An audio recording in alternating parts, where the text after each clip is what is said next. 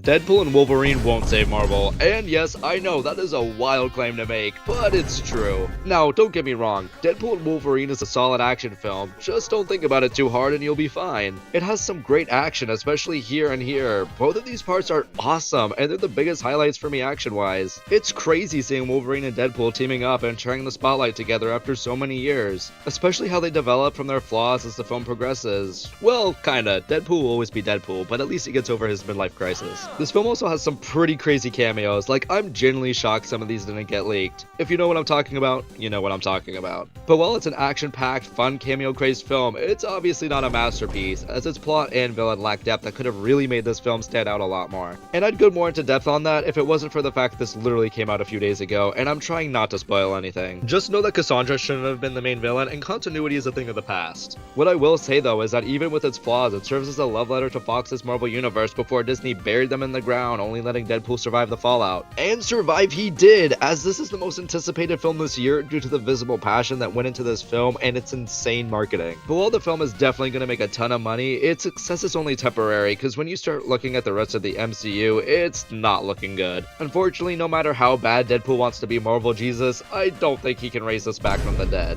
Now I think we all know that Marvel is in a weird phase right now, where a lot of people have been tuning it out and have lost faith in the overall quality of these films. Ever since Endgame, Marvel has been pumping out as much content as possible, and not only has it hurt its overall quality, but the workers and teams involved in these projects. It's really unfortunate for everyone involved, and it's really taken away a lot of the heart of the MCU, turning it into a product. And it's become really obvious to its fans, because the only films that do exceptionally well are the ones with clear passion behind them, aka Spider-Man No Way Home, Guardians of the Galaxy Volume 3, and its most recent film, Deadpool and Wolverine. Fans see the heart and passion behind these films and put their money where their mouth is. They don't really want to see products like the Marvels or Quantumania. But unfortunately, even with everything Deadpool and Wolverine is bringing to the table, it's not gonna stop this trend. While they have been trying to slow things down and focus on quality over quantity due to the fan feedback, if you take a quick look at next year, they are pumping out 4 movies, including 3 TV shows. So much for quality, I guess. For context, Marvel's next movie, Captain America: Brave New World, cost, $350 million,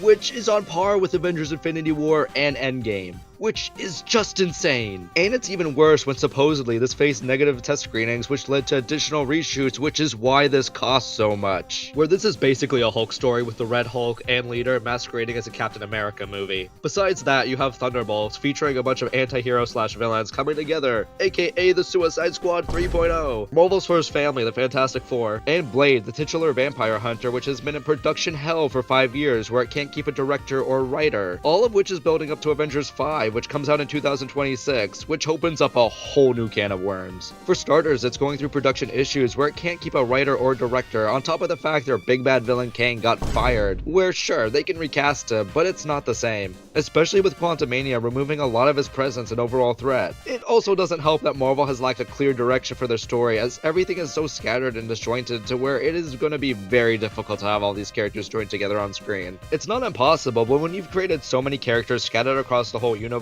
or multiverse, with no clearly defined team, it makes people worried for their future. That, or people just don't have any reason to care for the plethora of lazily running characters in an ever-weakening story. I'd love to be proven wrong. Seriously, I hope I am, because I hope these projects turn out great, but in reality, I just don't see that happening. It doesn't seem like Marvel has changed or will change, and having one good movie and a plethora of mediocre ones isn't gonna fix that. So funny story, while working on this, apparently Robert Downey Jr., aka Iron Man, got cast to play as Dr. Doom in Avengers 5. I don't even know what's happening right now. But apparently the Russo brothers are back to directing, so I guess that's something new.